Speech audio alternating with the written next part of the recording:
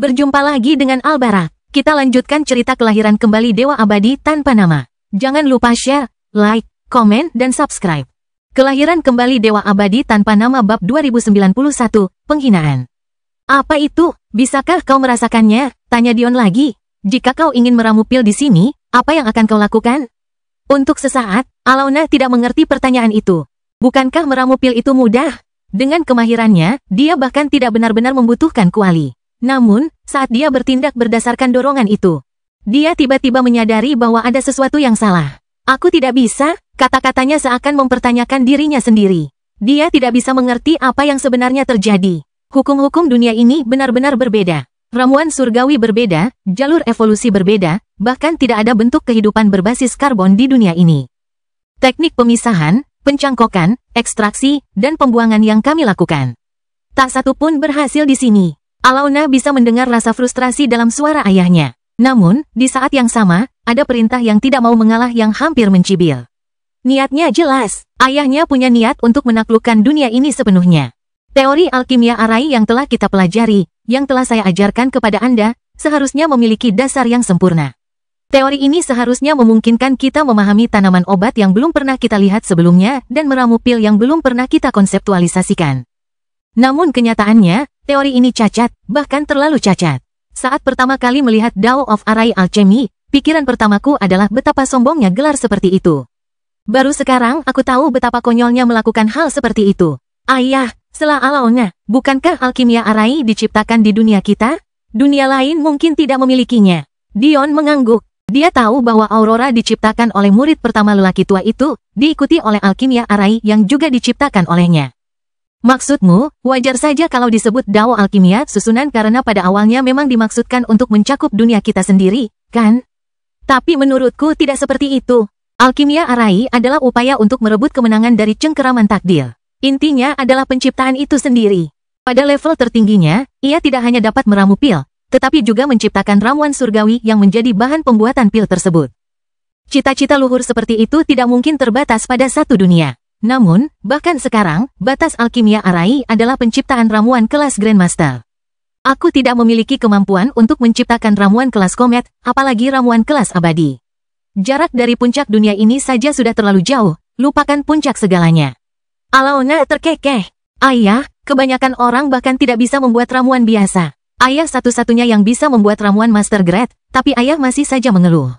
Dion menggelengkan kepalanya, mencubit hidung putrinya pelan. Setelah bekerja keras selama 80 tahun, tingkat Grandmaster masih menjadi batas kemampuanku. Itu terlalu menyedihkan. Sebelumnya, aku bahkan lebih buruk, hanya mampu membuat ramuan tingkat biasa. Alauna cemberut. Lalu apa artinya itu bagiku? Dion menyeringai. Itu artinya kau masih lebih buruk dari ayahmu yang dulu, bukan? Alauna menepis tangan Dion dari hidungnya, sambil mendengus kesal. Ini kuncinya. Dion tiba-tiba menjadi serius, kekuatan yang kuat menyebar dari anggota tubuhnya. Kau putriku, aku ingin kau melihat langkah pertama ini.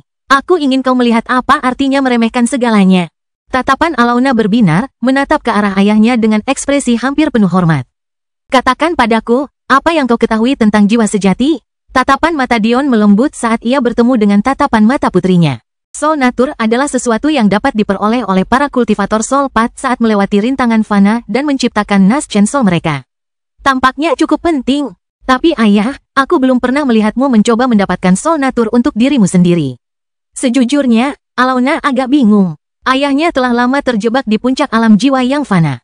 Seharusnya, Dion sudah tahu bahwa yang hilang darinya adalah sifat jiwa. Namun, Dion berpura-pura tidak memikirkan hal ini dan terus mencoba dan menerobos.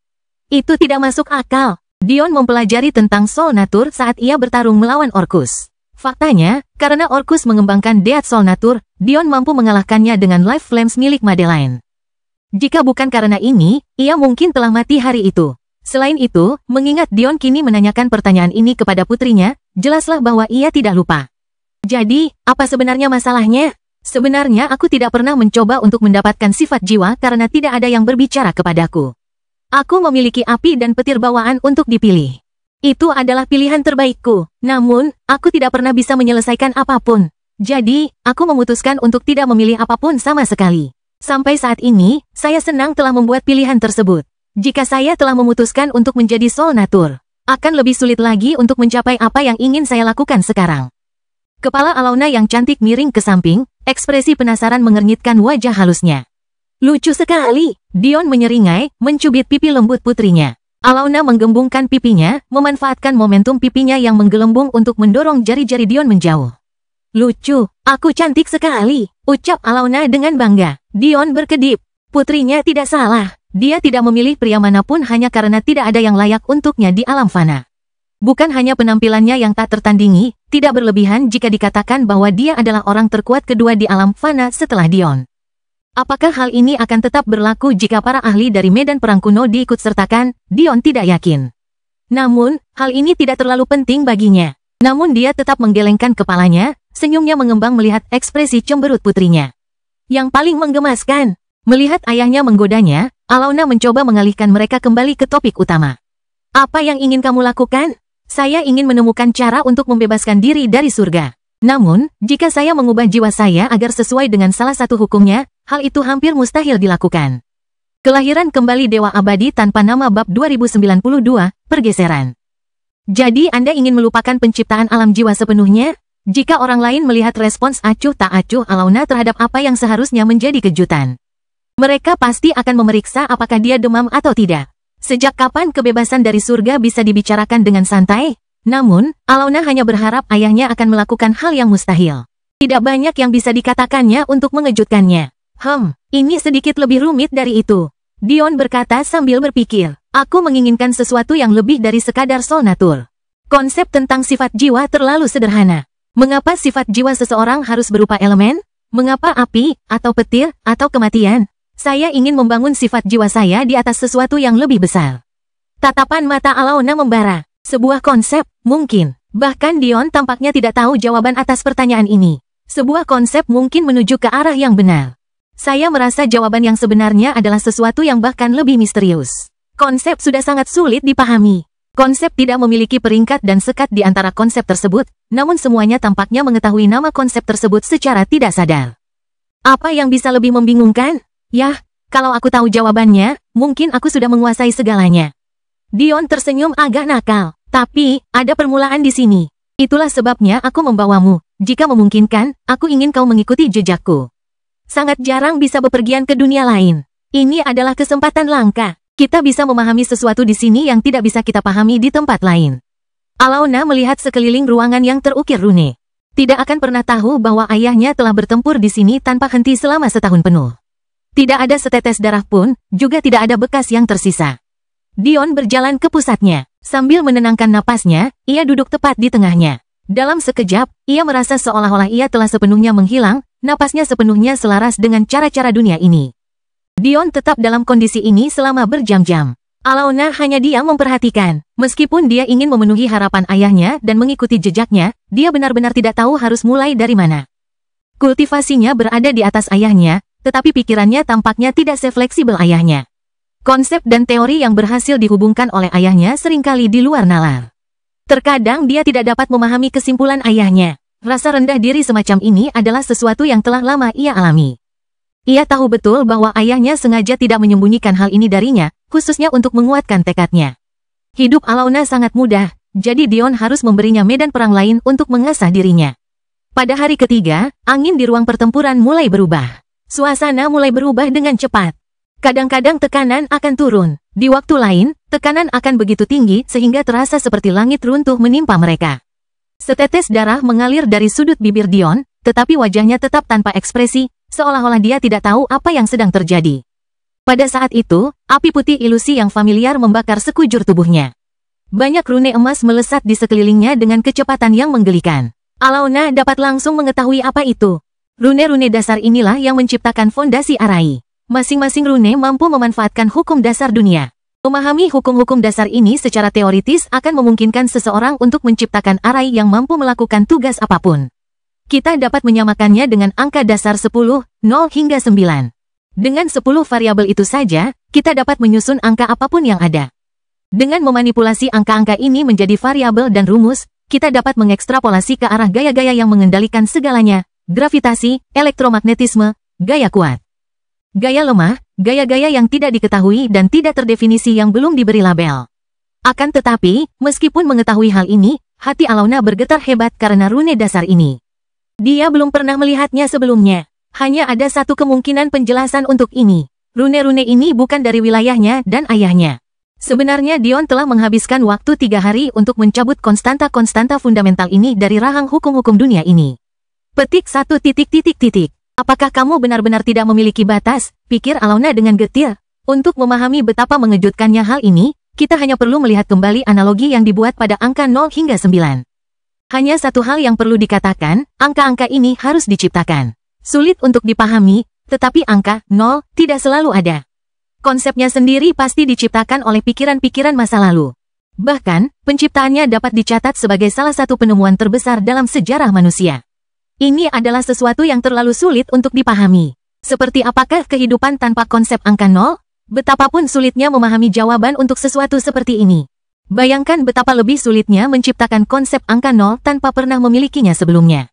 Inilah yang baru saja dilakukan Dion. Yang lebih mengejutkan, dia tidak hanya memahami angka 0 di dunia ini, dia juga memahami angka 1 hingga 9. Alona teringat kembali kata-kata ayahnya 3 hari yang lalu. Saya ingin Anda melihat apa artinya meremehkan segalanya. Rune dasar yang direbut Dion dari dunia ini terus-menerus mencoba melepaskan diri, hancur di bawah kendalinya hanya untuk kemudian dipadatkan dengan paksa sekali lagi. Berulang kali, proses itu berulang dalam pertukaran yang hebat, melukai tubuh Dion. Namun, dia tetap sama sekali tidak berekspresi. Di dunia mereka, terdapat ribuan rune dasar. Sayangnya, tidak seorang pun dapat mengklaim mengetahui jumlah pastinya, juga tidak seorang pun dapat mengklaim memiliki pemahaman sempurna tentang masing-masing rune. Itulah yang Dion sadari, kenyataan yang membuatnya semakin memandang rendah Dao Alkimia Arai. Dia sudah lelah mengandalkan surga untuk mempertahankan pemahamannya. Dia tidak ragu bahwa ada beberapa rune dasar yang sengaja disembunyikan atau dibuat hampir mustahil untuk dirasakan dan dipahami oleh surga. Jika seseorang benar-benar memahami semuanya, tidak hanya dipahami, tetapi dipahami sampai ke inti. Hanya dengan begitulah, seseorang akan benar-benar berada di luar kendali surga. Kelahiran kembali Dewa Abadi tanpa nama bab 2093, hasil. Namun, Dion tahu batas kemampuannya. Untuk dunia setingkat dirinya, sesuatu yang merampas rune fundamental secara paksa berada di luar kemampuannya. Bahkan mencoba melakukannya sama saja dengan meminta kematian. Tapi dunia ini, dunia yang berani menempatkan badut pelompat seperti kematian di hadapannya. Dia akan melakukan apapun yang dia mau di sini. Jika dia tidak dapat menaklukkan dunia yang kecil dan lemah ini, dia tidak layak untuk mengambil langkah pertama dalam perjalanan panjang ini. Menghasilkan, raungan Dion yang tiba-tiba menghancurkan 8 pilar binatang yang tak bercacat itu hingga hancur berkeping-keping. Meruntuhkan keempat pintu ganda emas dan mengirimnya terbang menuruni koridor hitamnya. Tubuh Vajranya muncul di atasnya, menghancurkan langit-langit di atas kepala mereka dan memperlihatkan matahari biru yang tergantung di langit. Seluruh dunia menggigil dan gemetar, suara dengungan pelan yang terdengar hampir seperti mesin yang rusak memenuhi telinga penduduknya. Pada saat itu, setiap warga dunia aneh ini tiba-tiba merasakan kekosongan di hati mereka, seolah-olah ada sesuatu yang tiba-tiba direnggut paksa. Tubuh Dion yang sedang duduk mulai melayang ke udara, rune emas, perak, dan perunggu mencambuk tubuhnya seakan masih berjuang untuk melepaskan diri. Ada sesuatu yang Dion pahami selama meditasinya. Mengapa alkimia miliknya tidak bekerja, tetapi susunan senjata Judgment miliknya bekerja? Awalnya, dia mengabaikannya, mengira itu karena Judgment hanya memiliki hukum yang cukup mirip untuk bekerja. Lagi pula, Judgment memiliki banyak rasa sakit dan penderitaan yang sama seperti yang dimiliki oleh perang, kelaparan, kematian, dan penaklukan. Kemudian dia menyadari bahwa dia benar, tetapi yang lebih penting adalah bahwa kesimpulan ini bahkan lebih penting daripada yang dia kira. Kesadaran inilah yang memungkinkannya memahami rune dasar pertama di dunia ini, yang memungkinkannya membuka jalan untuk memahami rune lainnya. Datang, puluhan rune berhenti berputar di tempatnya. Pada akhirnya, rune-rune itu melesat ke arah Dion dan menusuk dahinya. Sinar matahari biru menyinari tubuh Dion, senyum tipis menghiasi bibirnya yang meneteskan darah. Ia menarik napas dalam-dalam saat langit terbuka, memancarkan sinar emas yang menyembuhkan tubuhnya hampir seketika. Pada saat-saat itu, ia merasa tidak berbeda dari seorang dewa. Bukan salah satu dewa palsu seperti Zeus atau Odin yang membangun reputasi mereka di antara manusia, tetapi dewa sejati yang berkuasa di atas segalanya. Yang menciptakan dengan napas dan menghancurkan dengan pikiran. Tentu saja, tidak persis seperti ini. Dion telah memaksa surga dunia ini untuk memberinya rune fundamental, tetapi dia belum benar-benar menguasainya. Sama seperti analogi sebelumnya, dia sekarang dapat menghitung dari 0 hingga 9. Tetapi dia masih harus menempuh jalan panjang sebelum dapat mencapai 10 dan 11, apalagi merekonstruksi hukum fundamental alam semesta ini dari rune fundamentalnya. Namun, Dion tidak melakukan ini hanya demi memahami hukum dunia ini.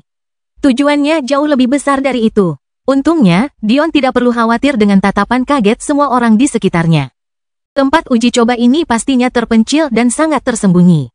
Perang, penaklukan, kematian, dan kelaparan pastinya tidak ingin orang-orang biasa mengetahui bahwa dunia mereka hanyalah medan pertempuran bagi dunia yang jauh lebih kuat. Mereka mungkin tidak tahu bahwa 4 ahli terkuat di dunia mereka telah terbunuh di tangan Dion. Dia turun begitu saja dari langit dan mendarat di samping putrinya. "Kamu bisa terbang sekarang," kata Alona. "Tentu saja," Dion tersenyum. "Jika dibawa ke titik ekstrim, saya mungkin bisa belajar dengan tekun hingga saya bisa hidup selama dunia ini ada." Dion mengucapkan kata-kata ini dengan lembut, tetapi dia tidak terlalu peduli dengan kenyataan ini. Ini tidak akan berbeda dengan mengikatkan dirinya pada dunia yang lemah ini. Bagaimanapun, dunia yang lemah ini tidak memiliki pengaruh pada dunia yang lebih kuat. Yang berarti bahwa jika dia ingin memanfaatkan ini, dia tidak hanya perlu membuang waktu jutaan tahun untuk memahami rune fundamentalnya dengan sempurna, tetapi untuk menikmati hasil jerih payahnya, dia juga tidak akan dapat meninggalkan dunia ini. Ditambah lagi, ini bukanlah kesimpulan yang diinginkannya. Lagi pula, bahkan rentang hidup di dunia ini terbatas. Itu hanya lebih panjang dari rentang hidup seseorang. Dan itu bahkan belum tentu lebih panjang dari para dewa di alam abadi. Dion teringat sesuatu yang sangat penting yang dikatakan keempat penunggang kuda itu ketika dia pertama kali masuk. Peserta ujian terakhir hanya muncul ribuan tahun yang lalu. Namun, ini tidak masuk akal mengingat peserta ujian terakhir seharusnya muncul triliunan tahun yang lalu. Ini berarti bahwa waktu dan rentang hidup bekerja secara berbeda di dunia ini. Hidup di sini hingga dunia ini runtuh mungkin tidak ada artinya jika dibandingkan dengan dunia lain. Mungkin alasan waktu yang tepat untuk bertarung di lapangan uji coba adalah karena lingkungan gedung yang istimewa. Pada akhirnya, Dion telah mendapatkan apa yang ia butuhkan dari dunia ini. Tidak perlu tinggal lama di sini, atau siapa yang tahu berapa lama waktu yang telah berlalu di dunianya. Karena dia telah menghancurkan sebagian besar lokasi uji coba. Dampaknya kemungkinan tidak akan bertahan lama. "Ayo pergi." Dion menyentuh bahu putrinya dan menghilang. Mungkin di masa depan, seseorang akhirnya akan menemukan reruntuhan ini. Namun, itu tidak ada hubungannya dengan Dion lagi. "Kemana saja kau? Kau menghilang selama berbulan-bulan." Ri menggigit telinganya, gigi taringnya yang menggemaskan bersinar saat ia mengoceh. Dion menggaruk bagian belakang kepalanya, menerima omelannya dengan patuh. Secara teknis, dia cukup beruntung. Jika ribuan tahun di dunia itu adalah triliunan bagi mereka, itu berarti 1 detik bernilai setidaknya 1 miliar. 1 miliar detik ditukar dengan 30 tahun dalam sekejap mata. Pikiran seperti itu membuat Dion bergidik. Tampaknya dia agak terlalu gegabah kali ini. Kelahiran kembali Dewa Abadi tanpa nama bab 2094, giliran. Beruntung, tempat persidangan hanya menyediakan waktu yang cukup agar detik-detik itu hanya dapat ditransfer menjadi beberapa bulan saja, kalau tidak. Siapa yang tahu apa yang dapat terjadi dalam rentang waktu tersebut? "Saya tidak menyangka dilatasi waktu akan separah ini," kata Dion dengan nada meminta maaf.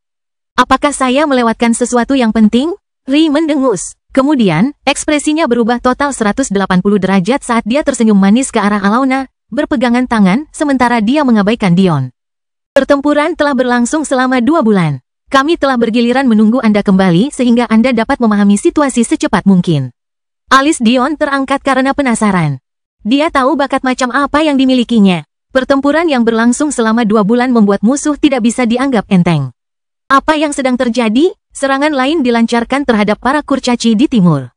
Namun, ketika kami membagi pasukan untuk membantu mereka karena kalian belum kembali, terjadi serangan mendadak di selatan juga. Oh, tatapan Dion berubah sedikit lesu. Bukannya dia tidak tertarik, tetapi pikirannya sedang kacau. Apakah seseorang mengungkap hubungan di antara kita sebagai persona elfku? Dion tidak muncul di hadapan para kurcaci selama beberapa waktu. Terutama karena dia tidak lagi dapat mengakses wujud elfnya setelah membangun kembali tubuh Ri. Kami juga berpikir begitu, ini terlalu kebetulan. Tapi siapa yang mungkin tahu? Tidaklah misterius, kata Dion tenang. Hanya ada satu, Kaori. Tidak mungkin baginya untuk mengetahui bahwa aku memiliki kemampuan untuk mengubah rasku. Lagi pula, itulah yang kuandalkan untuk mengalahkan Osa. Kami menyiarkan pertempuran itu agar dilihat oleh Mortal Empire. Menemukan seseorang yang akan membocorkan informasi ini mudah. Dengan kecerdasannya, dia dapat dengan mudah menyimpulkan bahwa itu aku. Mungkin mereka bahkan mengetahui kebenaran di balik semua identitasku sekarang. Apakah itu hal yang buruk? Tidak juga, aku tidak berharap untuk merahasiakannya selamanya. Aku hanya menggunakan identitas itu untuk menambah rasa tidak aman klan gagal. Terbongkar atau tidaknya hal ini tidak penting. Kita sudah punya cukup waktu. Selain itu, sekadar mengatakan bahwa satu orang bertanggung jawab juga tidak akan menenangkan mereka. Bahkan, gagasan bahwa aku melakukan semua ini sendirian mungkin akan membuat mereka semakin takut. Kaori tahu ini, tapi yang mungkin tidak dia duga adalah aku butuh waktu lama untuk muncul meski dengan tekanan sebesar ini. Ini jelas hanya permukaan dari rencananya. Pertunjukan yang sebenarnya baru dimulai sekarang. Dion menyeringai, langit bergetar karena setiap perubahan kecil dalam emosinya. Kebetulan saya punya beberapa hal yang harus diuji yang memerlukan beberapa tikus laboratorium. Saya tidak keberatan menghancurkan seorang jenius lain dalam prosesnya. Medan perang di wilayah selatan sangat kacau. Tampaknya untuk menghindari terungkapnya semua kartu mereka, istri-istri Dion telah memutuskan untuk tidak menggunakan ular dunia. Dulu ketika mereka digunakan untuk membasmi klan dewa, penggunaannya jelas tidak diungkapkan karena siapapun yang dapat memiliki informasi ini akan dibunuh atau dikirim ke alam fana oleh Dion. Sebaliknya, pertempuran ini jauh lebih tidak sistematis. Ini bukan karena orang-orang Dion tidak terorganisir tanpa dia, melainkan karena taktik musuh tidak kondusif untuk hasil seperti itu. Para prajurit klan gagal itu liar dan tak terkendali. Mereka menyerbu ke dalam formasi yang terorganisasi seolah-olah ingin meniru para pelaku bom bunuh diri. Dengan mengabaikan nyawa mereka sendiri, tujuan utama mereka tampaknya adalah mengacaukan dan memicu kekacauan. Dion berdiri di atas medan perang dengan ekspresi dingin. Dengan indera keabadiannya yang tidak lagi ditekan, ia memahami semua aspek penting dari medan perang dalam waktu yang hampir instan. Hanya saja sekarang ia harus membuat pilihan. Haruskah ia tinggal di sini? Atau haruskah ia pergi untuk membantu para kurcaci? Dia tidak sepenuhnya yakin bagaimana reaksi para kurcaci terhadap identitas aslinya. Selain itu, dia tidak yakin bagaimana perasaannya mempertahankan aliansi dengan mereka sekarang setelah dia mengetahui kenyataan di balik pohon dunia dan keberadaannya. Untuk saat ini, para kurcaci terputus dari pohon dunia. Namun, begitu mereka memasuki kembali alam fana, apakah realitas akan tetap seperti ini? Bahkan jika tidak seorang pun di generasi ini berani membangun kembali hubungan ini. Siapa yang bisa menjamin bahwa mereka tidak akan melakukannya setelah Dion meninggal? Tidak mungkin bagi Dion untuk memantau tindakan mereka dari alam yang sama sekali baru. Tentu saja, Dion tidak tahu bahwa pohon dunia tidak lagi berani terlibat dalam masalah ini. Bagaimana dia bisa tahu sesuatu yang konyol seperti itu? Setelah melupakan semua itu, Dion fokus pada siapa sebenarnya musuh yang sedang dihadapinya. Siapa yang bisa memaksa rakyatnya bertempur selama lebih dari 2 bulan? Dia tidak percaya pasukan biasa mampu melakukan hal seperti itu. Klan Griffon, Klan Phoenix, Klan Orc. Dion sudah menduganya, ketiga klan ini tidak lain adalah klan penguasa sejati di wilayah selatan. Namun, dia tidak bisa menahan diri untuk tidak terkesan. Meskipun klan ini jelas tidak menyerang dengan kekuatan penuh, dia masih penasaran tentang bagaimana seorang Kaori bisa memancing mereka untuk menyerang. Di antara ketiga klan ini, Dion tahu bahwa ada 6 penguasa dengan 3 sisi. Jika mereka menyerang dengan kekuatan penuh, situasi ini tidak akan sebagus seperti saat ini. Kekaisaran fana miliknya saat ini hanya memiliki 4 ahli yang mampu bertahan. Dirinya sendiri, putrinya, Madeline, dan Ri. Namun, baik dia maupun Alauna telah pergi, jadi orang bisa membayangkan potensi kehancuran yang bisa terjadi di sini. Tentu saja, Dion bisa saja menambahkan ayah mertuanya, Sargeras, ke dalam hitungan ini. Namun, saat ini ia sedang menjaga benteng di alam manusia. Dan, Dion juga tidak memasukkan Overlords kota bawah laut yang baru saja diakuisisi ke dalam hitungan ini. Jelas, mereka adalah alasan sebenarnya mengapa ia tidak khawatir dengan ketidakhadirannya. Kelahiran kembali Dewa Abadi tanpa nama bab 2095, Malaikat Maut. Orang terkuat di sini adalah penguasa dengan 2 sisi. Madeline dapat menangani Phoenix itu dengan mudah. Namun, dia tampaknya tidak terburu-buru untuk mengalahkannya. Dion menunggangi punggung seekor Ice Phoenix yang cantik. Itu tak lain adalah binatang Overlord yang ditangkap Dion untuknya beberapa tahun sebelumnya. Sekarang, lelaki malang itu sudah benar-benar jinak, mengikuti perintah Madeline. Setidaknya, akhir cerita ini lebih baik daripada rongga dadanya terus-menerus terbuka demi menjadi ladang darah. Lawan Madeline adalah seekor Griffon yang sombong dengan bulu perunggu berkilau dan cakar depan yang tajam dan menonjol. Amporae saat ini juga tengah bertarung melawan seorang Overlord. Namun, tidak seperti Madeline, ia harus mengandalkan harta karun 33 surga miliknya, Golden Dragon Lyre, untuk mencapai kecakapan bertarung seperti itu. Namun, dengan harta karun itu di sisinya, ia adalah kekuatan yang harus diperhitungkan. Tentu saja, klan gagal menjadi gila saat menyadari lawan mereka memiliki harta karun seperti itu. Mereka menyerang dengan kejam dengan harapan bisa merebutnya sendiri. Atau lebih tepatnya, begitulah kelihatannya. Mereka tahu Amporae punya senjata semacam itu, tapi penguasa tiga sisi belum muncul juga. Sepertinya mereka sangat khawatir padaku, ya. Dion mencibir, sabit besar muncul di tangannya. Tubuhnya hampir sepenuhnya tertutup oleh kabut yang dipancarkannya sendiri. Bilahnya yang melengkung dan menyeramkan melengkung mengancam hampir 2 meter sementara tombaknya yang panjang dan ramping lebih dari 3 meter panjangnya. Tubuh Dion mulai berkedip dengan warna putih transparan, jiwanya terbakar. Ri, pergilah ke medan perang kurcaci.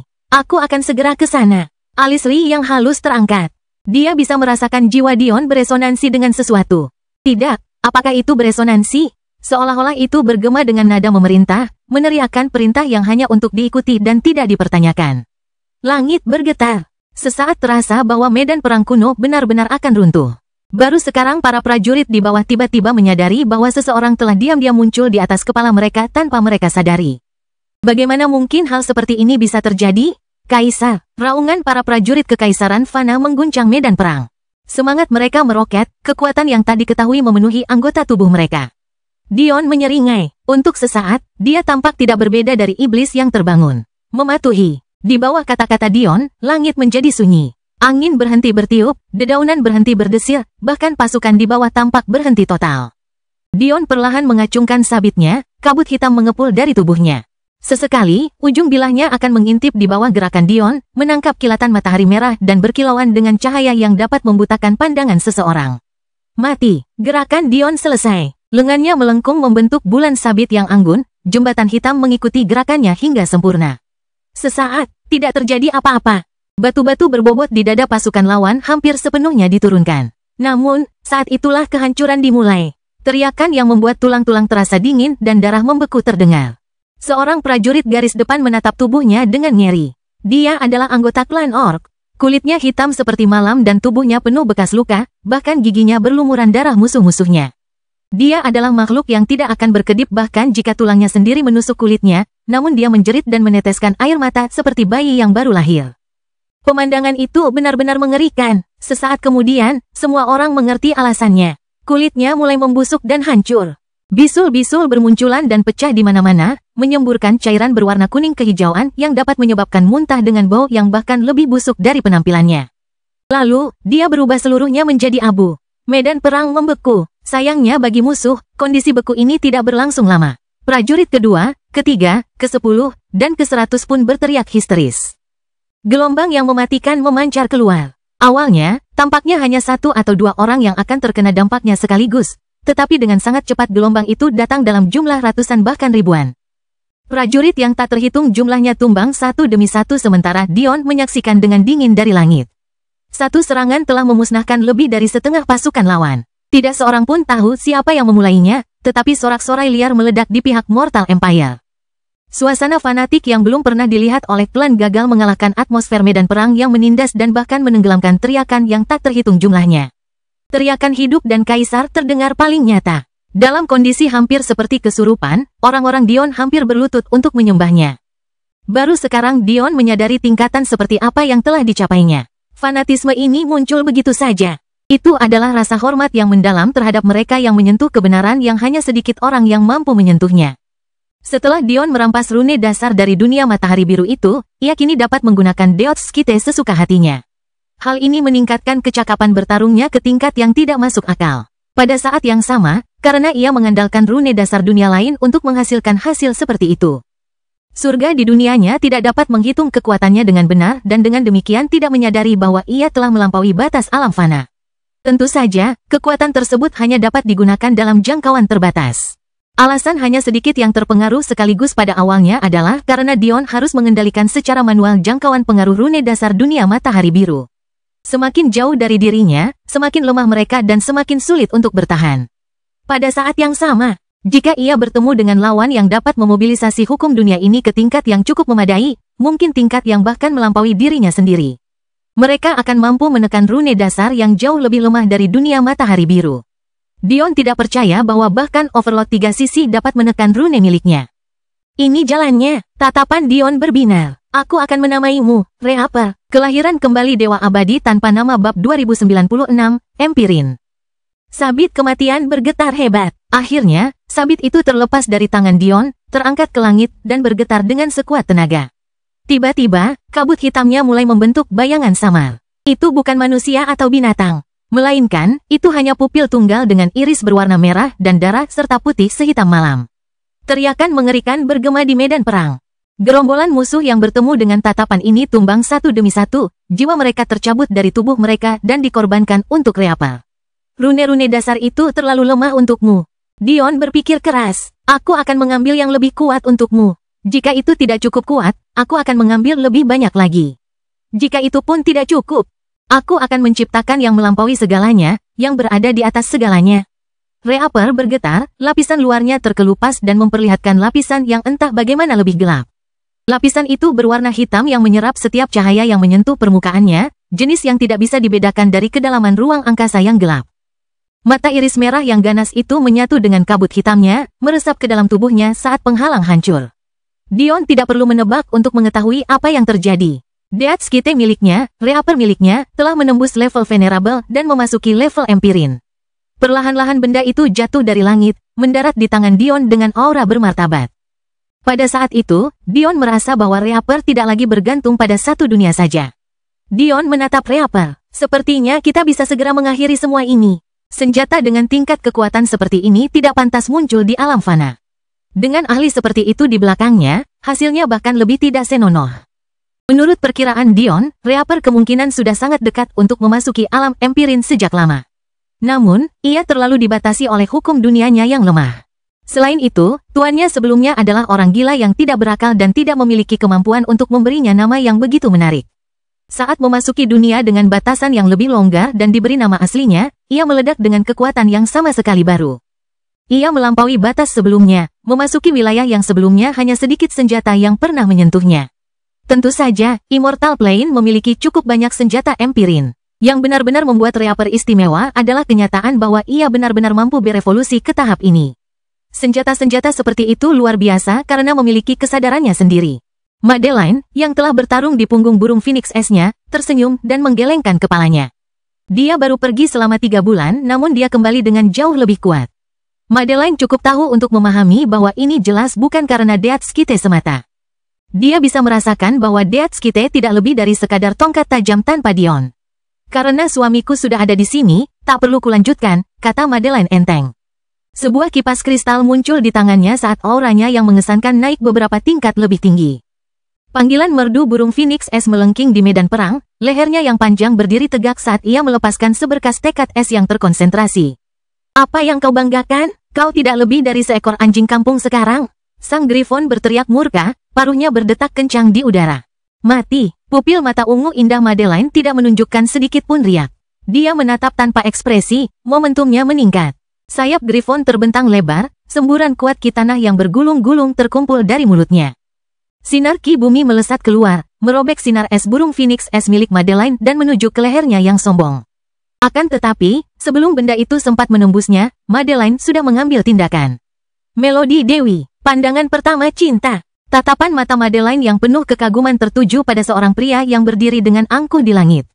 Pakaiannya hampir seperti orang barbar, mungkin di masa lalu, seorang pria dengan perawakan seperti kaisar tidak akan pernah berani tampil di depan umum dengan tubuh telanjang dan celana digulung.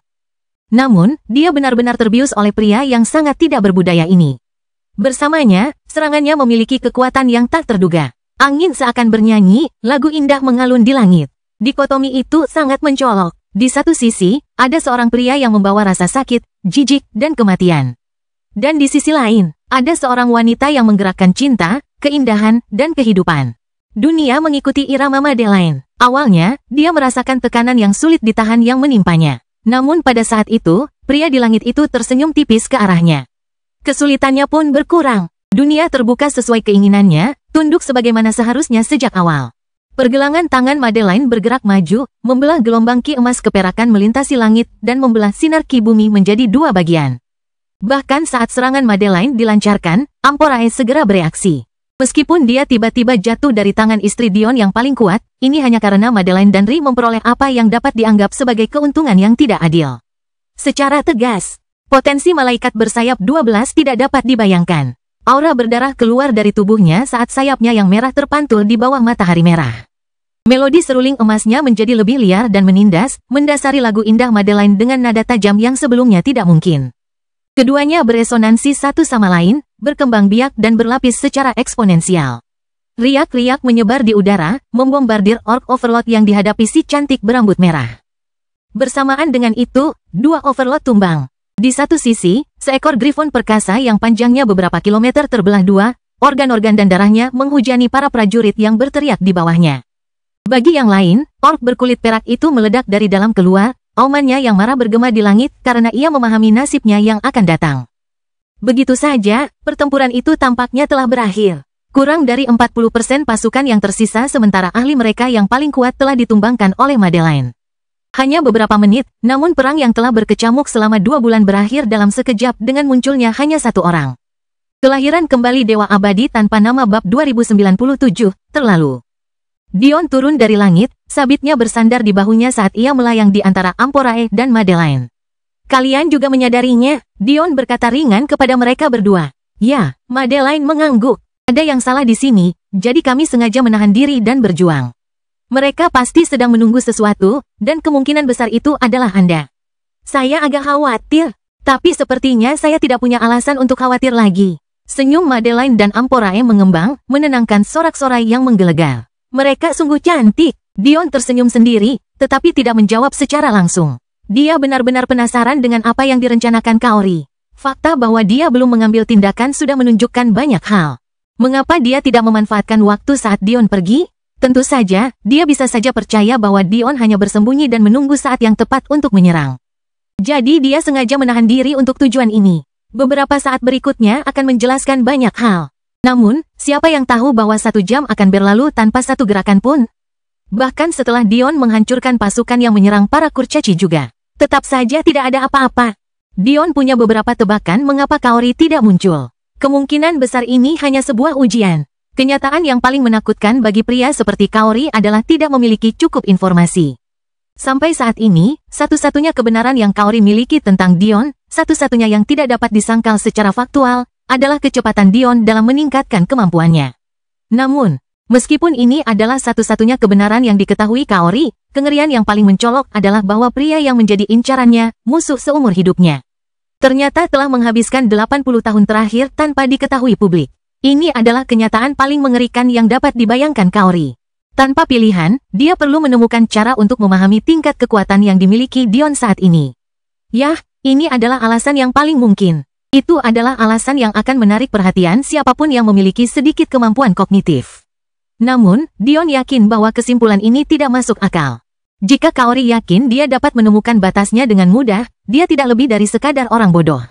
Bahkan Dion sendiri tidak yakin di mana letak batasannya. Kalau Kaori ingin punya kesempatan, dia hanya punya satu pilihan, yaitu memperlakukan Dion seperti sosok yang tak terkalahkan, bagaikan dewa yang memerintah rakyat dan bisa memaksakan kehendaknya sesuai keinginannya. Sekarang pertanyaan sebenarnya adalah, setelah menjebak Dion dengan cara ini, jalan apa yang tersisa bagi Kaori? Bagaimana seseorang mengalahkan dewa sebagai manusia biasa? Kau bukan peri? Tetua berambut hijau yang sudah dikenal Dion benar-benar bingung. Tatapannya menyiratkan tanda-tanda pengkhianatan dan kebingungan. Ya, aku manusia, Dion menjawab. Aku mengandalkan yin primordial istriku untuk muncul di hadapanmu sebagai peri. Para kurcaci tercengang oleh kenyataan ini. Yin purba dapat digunakan dengan cara seperti itu? Beberapa penatua menyimpan ekspresi serius di balik permusuhan terbuka mereka terhadap pengkhianatan Dion. Para kurcaci berasal dari zaman keemasan, tetapi juga telah ada selama zaman perang. Mereka memiliki legenda samar yang menceritakan tentang pentingnya yin dan yang purba. Ini adalah topik yang dieksplorasi secara menyeluruh selama zaman purba, tetapi tampaknya telah dilupakan selama bertahun-tahun. Setiap jenis budaya berasal dari suatu tempat.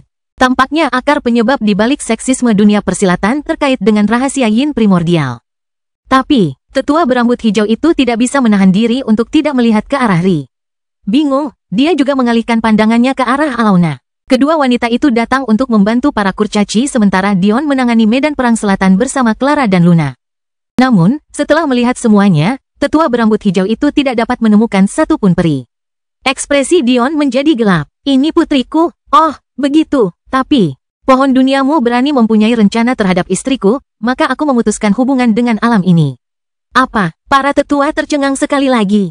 Pertama, kalimat tunggal ini memperjelas bahwa Ri adalah Ratu Elfin. Namun, yang lebih mengejutkan lagi, melepaskan hubungannya. Mengapa hal seperti itu dikatakan dengan santai? Akan ada hari ketika pohon dunia tidak ada lagi, jadi aku harap kamu bersiap untuk itu.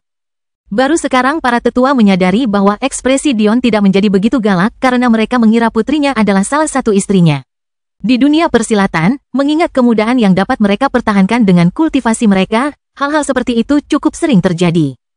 Sangat tidak masuk akal untuk menjadi marah tentang hal seperti itu. Sebaliknya, apa yang benar-benar membuat Dion marah justru lebih mengejutkan mereka daripada pikiran mereka sebelumnya. Sudah banyak generasi sejak para kurcaci terakhir kali bersentuhan dengan pohon dunia. Bahkan di luar fakta bahwa mereka berada di penjara ini, bahkan para elf di alam fana pun tidak pernah bersentuhan dengannya. Bahkan, mereka juga tidak dapat menghubungi leluhur mereka di alam abadi selama ribuan tahun. Namun, terlepas dari berapa lama waktu berlalu, pohon dunia masih dianggap sebagai eksistensi tingkat dewa bagi mereka. Bukan dewa palsu seperti yang disebut klan dewa, melainkan dewa yang teruji dan benar yang menguasai dunia. Namun, pemuda ini berbicara tentang pembantaian itu dengan santai. Tidak perlu membuang-buang waktu lagi untuk hal yang sudah mati. Dion melanjutkan seolah-olah tidak ada gunanya lagi baginya untuk melanjutkan topik itu. Sebaliknya, kita perlu menangani situasi saat ini. Saya tidak akan bertele-tele. Saya bukan anggota generasi muda yang dikirim oleh klan saya. Saya adalah kaisar kekaisaran yang kebetulan berusia kurang dari 1000 tahun. Dari sekitar 1000 kuadran di alam manusia, saya secara efektif mengendalikan hampir 200 di antaranya. Tidak perlu lagi bermain-main. Tujuan awal saya untuk fase pertama sudah tercapai. Saya siap untuk maju dan menyapu bersih musuh-musuh saya sehingga tidak perlu lagi mempertimbangkan fase kedua. Pertanyaan yang tersisa bagi kalian semua adalah apakah kalian ingin menjadi musuhku atau bawahanku? Mana yang akan kalian pilih? Kelahiran kembali Dewa Abadi tanpa nama bab 2098, jangan. Pada titik ini, bahkan para penguasa kedua dari klan Kurcaci tidak dapat menahan diri untuk tidak duduk di tempat mereka, tidak dapat bereaksi untuk waktu yang lama. Apakah mereka mendengarnya dengan benar? Sejujurnya, kamu tidak punya banyak waktu untuk memutuskan, kata Dion ringan. Para Kurcaci tidak dapat memahami keberanian pemuda ini. Dia berdiri sendiri di antara para tetua terkuat, hanya 3 istrinya dan putrinya di sisinya, namun dia pada dasarnya mengancam mereka seolah-olah mereka tidak layak mendapatkan apapun. Akan tetapi, mereka tahu bahwa mereka berhak bertindak seperti itu. Tindakan memusnahkan para centaur saja sudah cukup untuk mengguncang mereka sampai ke akar-akarnya. Tentu saja, para Kurcaci juga bisa melakukan ini, tetapi jelas tidak ada satupun dari mereka yang bisa melakukannya. Namun, ini baru yang pertama. Setelah melihat Dion bertarung berdampingan dengan seekor naga hitam dan pada dasarnya menghabisi pasukan koalisi sendirian. Mereka menyadari bahwa pemuda ini sudah berada di level yang lebih tinggi dari mereka. Secara tidak sadar, mereka telah menerima cerita Dion. Selain itu, secara teknis, istri Dion adalah pemimpin mereka, meskipun ia telah kehilangan apa yang membuatnya menjadi Ratu Elfin. Kita tidak punya banyak waktu? Apa maksudmu? Salah satu dari 3 penguasa klan Kurcaci bertanya. Kedengarannya seperti Dion mengancam mereka untuk bergegas agar dia tidak marah, tetapi entah mengapa hal itu terasa lebih penting dari itu. Siapapun yang mengatur serangan di wilayah selatan dan timur pasti tidak akan menunggu lebih lama lagi sebelum melanjutkan langkah kedua mereka. Benarkah? Bahkan setelah kalah telak, pikiranmu mungkin benar jika serangan awal benar-benar usaha terbaik mereka. Tapi, kau diserang oleh 2 klan penguasa sementara kami diserang oleh 3 dari mereka. Namun, di antara 5 klan penguasa dan 10 penguasa 3 sisi. Ditambah yang seharusnya puluhan penguasa 2 sisi, bukan hanya 2 penguasa 2 sisi yang muncul, tetapi tidak ada satupun penguasa 3 sisi yang menunjukkan wajah mereka. Katakan padaku, apa artinya ini? Mereka sedang menyelidiki kita, tapi apa yang mungkin harus kita selidiki? Sebelum dia bisa menyelesaikan sisa pikirannya, Overlord Kurcaci itu berkeringat dingin. Bukan hanya tatapannya sendiri, tetapi puluhan tatapan Kurcaci perlahan menatap ke arah Dion. Jelas mereka tidak mempunyai kemampuan untuk membuat klan Overlord memperlakukan mereka dengan begitu serius. Sebenarnya, sebagai klan yang dulunya merupakan ras puncak, mereka seharusnya menguasai penjara ini bersama klan penguasa lainnya. Namun, mereka tidak bisa melakukannya karena satu alasan utama, mereka belum cukup lama berada di sini. Penguasa sangat jarang di alam fana. Bahkan, jika seseorang menjadi penguasa dalam pemahaman atau ki di alam fana, mereka akan segera dikirim dengan paksa ke alam abadi. Pada saat yang sama, menjadi penguasa dalam tubuh atau jiwa sangat jarang. Sederhananya, warisan para penguasa di alam fana sangatlah sedikit. Dan, ketika seseorang memasuki penjara yang kejam ini, jelas tidak akan ada klan yang cukup baik hati untuk membuka temuan mereka kepada halayak ramai. Semua ini berarti bahwa para kurcaci harus perlahan-lahan membangun warisan mereka sendiri, yang membuat mereka tertinggal dari klan penguasa. Apa maksud semua ini? Itu berarti tidak mungkin klan-klan ini menyelidiki mereka. Mereka tidak layak. Hanya ada satu penjelasan. 5 klan penguasa bergerak dengan satu tujuan, yaitu menangani pemuda yang bahkan belum berusia 1000 tahun ini. Jika tebakanku benar, satu-satunya klan di wilayah timurmu yang tidak bergerak adalah klan penguasa manusia yang tidak disebutkan namanya. Mereka adalah satu-satunya yang tidak akan merasa begitu terancam sampai-sampai harus bereaksi seperti ini. Kemungkinan tidak akan lama lagi sebelum kedua klan yang menyerang datang dengan kekuatan penuh. Kau mungkin tidak senang dengan ancamanku, tetapi kenyataannya adalah aku tidak perlu bertindak untuk menghancurkan kalian semua.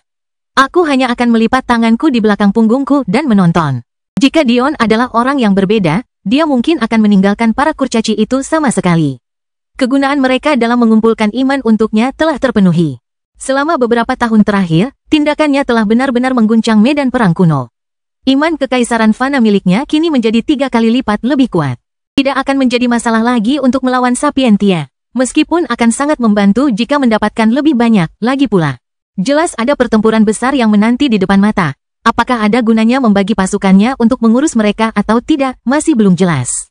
Jadi, Dion memutuskan untuk tidak melakukannya. Jika mereka menginginkan perlindungannya, mereka harus bergabung dengannya di selatan. Jika tidak, kemitraan mereka akan berakhir di sini. Kami setuju, tapi tepat saat sang penguasa hendak berbicara, Dion menoleh ke arah tertentu. Seperti biasa, tempat pertemuan para kurcaci berada di tanah-tanah kasar yang berbatasan dengan sungai-sungai yang mengalir deras seperti minyak. Pandangan Dion menyempit saat ia melihat ke cakrawala kemerahan. Ledakan, ledakan, ledakan. Suara samar itu makin lama makin keras. Suaranya sangat keras sampai-sampai hampir mustahil untuk memahaminya. Begitulah, sampai kepala-kepala pertama setinggi gunung mulai terlihat. Tapi apa? Dion menoleh dengan rasa ingin tahu, menjauh dari cakrawala. Para penguasa kurcaci menelan ludah, tidak berani menyelesaikan kata-kata mereka. Dion sama sekali tidak melebih-lebihkan ketika dia mengatakan mereka tidak punya banyak waktu untuk berpikir. Bisakah kita benar-benar pergi seperti ini? Para kurcaci itu dalam hati bertempur dengan diri mereka sendiri. Meskipun kekurcacian ras kurcaci hanyalah mitos, harga diri mereka sangat nyata. Bahkan jika mereka tahu mereka tidak akan dapat berbuat banyak dalam pertempuran seperti itu, mereka tetap merasa bahwa mereka dapat melakukan sesuatu. Jangan khawatir, kata Dion sambil tersenyum. Meskipun aku bukan orang jahat, aku tidak menganggap diriku baik hati. Karena aku menerimamu, itu artinya aku punya manfaat untukmu. Bagaimana menurutmu? Dion tiba-tiba mengeluarkan sebuah pintu emas besar. Meskipun pintu itu tidak mengeluarkan suara sedikit pun dari dunia batin Dion, hanya berdiri diam di tanah menyebabkan retakan menyebar dengan hebat. Serpihan tanah keras melesat melintasi tanah coklat, menghantam pantai dan menyebabkan sungai air kecil mengalir deras. Berat. Kelahiran kembali Dewa Abadi tanpa nama bab 2099, kedua terakhir. Ketiga kurcaci Overlord menyaksikan dengan mata terbelalak. Hal pertama yang mereka perhatikan adalah berat pintu ini, tetapi hal berikutnya yang mereka perhatikan adalah polanya yang rumit. Mereka sama sekali lupa tentang ledakan yang menjulang di cakrawala. Ini, klan kita belum pernah menghasilkan karya sehebat ini selama bergenerasi-generasi. Dion berkedip karena penasaran mendengar kata-kata ini. Jadi itu berarti leluhurmu telah mencapai tingkat ini sebelumnya? Tidak dengan cara yang sama, tetapi secara fungsional, ya. Saya tidak dapat memastikannya dengan pasti, tetapi berdasarkan teks deskriptif, seharusnya begitu. Leluhur kita tidak akan pernah melebih-lebihkan. Bahkan saya agak ragu kalian dapat mencapai tingkat ini hingga sekarang. Ini tugasmu, kata Dion. Dengan lambaian tangannya, bunga besar yang mekar seukuran manusia muncul di sampingnya. Tak lama kemudian, klon dirinya terbentuk dan pintu emas besar itu menghilang. Klonku akan mengikuti kalian semua. Aku telah menyiapkan rantai jaringan susunan teleportasi yang mengarah dari sini ke wilayah timur. Namun, susunan teleportasi itu tidak terhubung sempurna sehingga jika ada yang terganggu, tidak semuanya akan terganggu. Klonku akan memimpin kalian. Anda ingin kami? Ya, ciptakan kembali harta karun tingkat ini. Tidak ada batas waktu. Aku akan mengakhiri perang ini sebelum kau sempat melakukannya. Kepercayaan diri Dion yang tak terkendali mengejutkan para kurcaci sampai-sampai mereka hanya bisa saling memandang satu sama lain. Baiklah, cepatlah kalau tidak ingin terjebak dalam semua ini. Kami, terima kasih. Pada akhirnya, para tetua kurcaci hanya bisa membungkukkan badan dan berterima kasih sebelum bergegas pergi. Tak lama kemudian, hanya Dion, Clara, Luna, Ri, dan Alauna yang tersisa. Kalian berempat juga harus pergi. Kalau kalian tetap di sini, bagaimana aku bisa bersenang-senang? Clara mencubit pinggul Dion dengan keras. Apa yang kau katakan? Mencoba mencari istri lain di antara para siklop? Seleramu cukup kuat. Dion menyeringai. Kalau mereka tidak galak, bagaimana mungkin aku bisa menikahimu? Oh, jadi begitu ya? Sepertinya aku ingat seseorang bertaruh denganku bahwa jika aku bisa menggambar Grandmaster Arai dalam 20 tahun, dia akan menjadi budakku selama 5 tahun. Utangku sudah lama jatuh tempo. Catatan penulis, ini sudah cukup lama sekali, Imao. Dion menginginkan seks anal, Clara menginginkan seorang budak. Ini terjadi tepat setelah Dion mengalahkan Loki. Saya tidak dalam kondisi pikiran yang baik. Dion berkata tanpa malu. Saya bahkan langsung koma setelahnya. Saya mengaku gila. Alauna terkekeh melihat kejenakaan ayahnya. Jika para kurcaci melihatnya sekarang, mereka mungkin akan lebih terdiam daripada sebelumnya. Pria macam apa dengan kekuatan sebesar itu yang akan kalah dalam percakapan dengan istrinya di dunia persilatan? Seharusnya kau mengaku tidak tahu malu, kata Clara dengan nada meremehkan. Dion mendesah dalam-dalam. Dia jiwa yang tersesat, bawalah dia pergi dengan baik, Luna. Dia mudah bingung. Kau yakin ingin tinggal di sini sendirian? Tanya Luna. Kaori seharusnya yang paling tahu bahwa dia bukan tandinganmu. Tapi, aku sulit percaya bahwa dia menyerangmu karena membunuh ayahnya dan memperbudak putranya, bukan karena tujuan sebenarnya. Dion memandang ke arah pasukan Cyclops yang semakin mendekat. Itulah sebabnya aku harus mengusirmu. Dion tersenyum jenaka, seolah-olah menunjukkan bahwa dia benar-benar tidak menganggap ini serius. Sebagai pewaris klan yang hanya mampu berbagi peringkat ke-30 di kuadran menara, Kaori entah bagaimana mendapat dukungan dari prajurit bernomor. Setelah itu, dia berhasil memanggil aliansi binatang transenden untuk membantunya. Setelah itu, dia mendapatkan harta karun spasial kelas setengah abadi yang akan langka bahkan di klan Sapientia. Sekarang, aku 95% yakin bahwa dialah yang berada di balik gerakan ini. Menurutku ini cukup menarik. Entah bagaimana dia berhasil bersembunyi dariku selama 80 tahun juga. Aku penasaran dengan rahasianya. Karena dia ingin terus-menerus memprovokasiku, aku tidak keberatan mengambil barang-barangnya sebagai milikku. Dion melontarkan dirinya ke udara, melesat maju sejauh 1 kilometer dalam sekejap. Aku akan pergi berburu Cyclops, tunggu kabar baiknya. Keempat wanita itu berdiri diam cukup lama ketika suara pertempuran terdengar di kejauhan. Mungkin itu intuisi seorang wanita, tetapi ada yang terasa janggal. Bagian yang aneh adalah mereka entah bagaimana merasa bahwa itu juga bukan Kaori. Atau mungkin itu ada hubungannya dengan dia, tetapi bukan dia sebenarnya.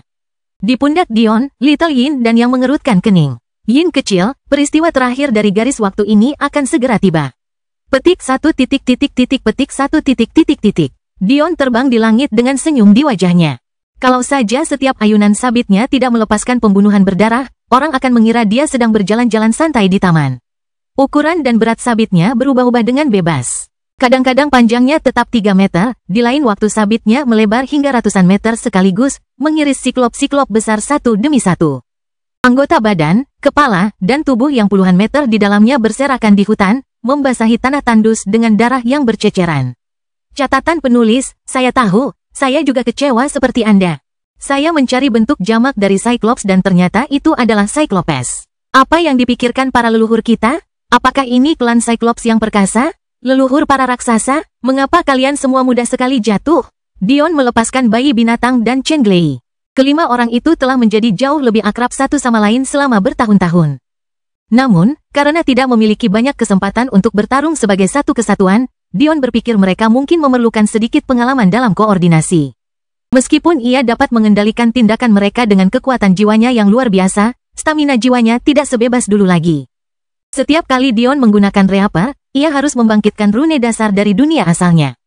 Meskipun ia bisa lolos tanpa melakukannya sekarang karena Reaper telah menembus Empyrean Grade, kelambanan ini tetap akan menyebabkan penurunan drastis dalam kehebatan Reaper. Kelahiran kembali Dewa Abadi tanpa nama bab 2100, penasaran. Untuk melakukan ini, Dion sebenarnya tidak dapat mempertahankannya hanya dengan kekuatan jiwanya saja. Dia tidak punya pilihan selain membakar jiwanya, itulah sebabnya dia melakukannya di awal pertempuran wilayah selatan. Mengetahui hal ini, jelaslah mengapa Dion tidak bisa menyisihkan kekuatan jiwa untuk mengatur segalanya secara rinci. Sebenarnya, dia tidak merasa membutuhkan rekan binatangnya untuk pertempuran ini, tetapi dia tetap memanggil mereka. Jika dia terus melindungi mereka terlalu banyak, mereka akhirnya tidak akan membantunya lagi. Dia telah memberi mereka fondasi yang paling kokoh yang bisa dibayangkan. Sekarang terserah mereka untuk menentukan jalan mereka sendiri ke depan. Pembantaian yang tidak masuk akal itu terus berlanjut. Para Siklop jelas marah dengan kata-kata Dion, tetapi mereka terlalu lemah untuk melakukan apapun. Sebagai klan penguasa, para Siklop memiliki banyak penguasa. Namun, hal itu tidak berlebihan karena mereka mampu membentuk pasukan sebesar ini. Bagaimanapun juga, penguasa tetaplah makhluk yang sangat langka. Dion mungkin hanya menghadapi pasukan yang jumlahnya beberapa lusin ribu, tetapi mereka sepenuhnya terdiri dari makhluk jatuh dan makhluk tinggi. Setiap penguasa yang muncul hanyalah sisi pertama dan mereka menjaga jarak, hanya berani melihat dari jarak ratusan mil. Tentu saja, mereka tidak tahu bahwa Dion dapat melihat mereka dengan sangat jelas dengan indera keabadiannya. Atau, mungkin mereka sadar dan tahu Dion cukup pintar untuk menyelidiki situasi sebelum terjun terlalu ganas. Tujuan utama Dion jelas, pembantaian. Tidak ada yang tersisa untuk dilindungi di wilayah ini. Para kurcaci sudah pergi. Lagi pula, sebagai ras puncak, angka kelahiran mereka rendah. Populasi mereka tidak lebih dari beberapa juta. Dengan skala pengetahuan Dion tentang Arai sekarang, memindahkan orang sebanyak ini adalah hal yang mudah. Jika memang begitu, mengapa Dion tetap tinggal di sini jika bukan untuk membunuh? Semakin banyak dia membunuh, semakin baik. Bukan untuk kesenangannya, tetapi demi mengalahkan musuh-musuhnya. Perang ini, penurunan, ini, dia ingin mengakhirinya. Akhirnya tidak bisa menunggu lagi, ya? Mendekat dari arah yang sama sekali berbeda, segerombolan pria tampan dan wanita cantik menyerbu ke medan perang. Namun, di antara mereka, ada hantu mengerikan, hantu yang menjerit-jerit, dan zombie busuk yang menyeret diri mereka ke depan dengan cara yang terkadang paling tidak dapat dijelaskan. Klan penguasa mayat hidup. Dion tenggelam dalam pikirannya saat Reaper mengayunkan tangannya tanpa berpikir. Api putih yang samar-samar menyelimuti tubuhnya, menari-nari seperti panggilan setan dari neraka. Apa yang mereka pikirkan? Membuatku lelah dengan makanan ternak? Seharusnya tidak sebodoh itu, kan? Kenapa semua Overlord berdiri di dekat dataran? Baik klan Andit maupun klan Cyclops berasal dari wilayah timur. Mereka tidak perlu masuk dari dataran, lagi pula, mereka menguasai sebagian besar wilayah ini di antara mereka berdua, 3 jika klan itu dihitung. Jeritan mengerikan para Andit terdengar. Sepertinya mereka tidak menyadari penindasan Chenglei terhadap mereka. Atau mungkin tidak, segalanya membingungkan Dion. Jika Kaori benar-benar berada di balik semua ini, dia pasti tahu bahwa Chenglei memiliki tubuh dewa kematian. Seperti banyak konstitusi lainnya, konstitusi ini berasal dari konstitusi kuno di masa lalu. Leluhur yang lahir dengan konstitusi ini adalah leluhur klan mayat hidup. Bukankah terlalu lucu jika mereka datang untuk bertarung sementara Kaori seharusnya tahu bahwa Chenglei ada di sisinya? Lebih buruk lagi, tampaknya Reaper memiliki penindasan yang lebih besar terhadap klan mayat hidup. Kehadirannya saja sudah meruntuhkan garis depan mereka, membuat serangan penjepit yang mereka coba lakukan hancur menjadi abu bahkan sebelum mereka sempat bergerak. Bagaimana kalau aku salah, pikir Dion sambil mengernyitkan dahi. Aku terus melihat situasi ini dengan sudut pandang yang mengatakan Kaori yang bertanggung jawab. Tapi bagaimana kalau dia tidak bersalah? Setelah beberapa saat, Dion menyadari sesuatu yang aneh, sesuatu yang tidak diperhatikannya karena fakta bahwa kekuatannya telah menjadi terlalu besar. Meskipun para penguasa bersembunyi di dataran datar yang mengelilingi wilayah tengah medan perang kuno, para Siklop dan mayat hidup datang dari arah yang berlawanan. Meskipun terjadi pembantaian, mereka tetap berusaha sekuat tenaga untuk menyerang Dion, yang punggungnya kebetulan menghadap ke arah dataran. Mencoba mendorongku ke dataran? Dion tiba-tiba tersenyum. Yang harus kau lakukan hanyalah bertanya. Pusat medan perang kuno selalu menjadi pusat perhatian Dion. Namun, ia tidak memiliki kemewahan untuk menjelajahinya sesuka hatinya, setidaknya sampai hal ini berakhir. Awalnya, dia sebenarnya berharap bahwa pusat penjara ini memiliki kunci yang dia butuhkan untuk mengalahkan The Entity. Bahkan jika Dion melawan makhluk mengerikan itu dengan kekuatannya saat ini, dia sebenarnya tidak yakin untuk meninggalkan jejak. Karena ia bisa membunuh 2 burung dengan 1 batu dengan cara ini, mengapa tidak? Tiba-tiba, Dion merasa bahwa para Siklop dan Andit ini cukup menyedihkan. Alasan mereka menyerang Dion dengan ganas adalah karena mereka sama sekali tidak menyerangnya. Sebaliknya, mereka percaya bahwa satu-satunya harapan mereka untuk bertahan hidup adalah dengan mencapai Overlord mereka yang bersembunyi di belakang Dion. Karena itu, mereka tidak punya pilihan selain terus menyerang. Dion menarik kembali Reaper, menyandarkannya di bahunya saat ia melesat menuju dataran. Aku serahkan tempat ini pada kalian berlima. Raungan Chenglei dan Cher adalah satu-satunya respon yang diterimanya. Pasukan yang menyerbu merasa lega dengan hilangnya Dion. Banyak yang merasa lebih berani. Namun, mereka segera menyadari bahwa meskipun lebih lemah, kelima binatang buas yang dipimpin oleh naga ini bisa jadi menyusahkan. Terutama ketika rekan-rekan mereka yang mati mulai bangkit satu demi satu. Kemana dia pergi? Mengapa dia menghilang? Kebingungan menyebar saat mereka mencoba mencari tahu apa yang sedang terjadi. Anak kucing yang sombong itu bilang kalau orang berbahaya itu tidak akan pergi dan akan datang ke sini. Cerita bersambung. Jangan lupa share, like, komen, dan subscribe. Agar tidak ketinggalan cerita selanjutnya.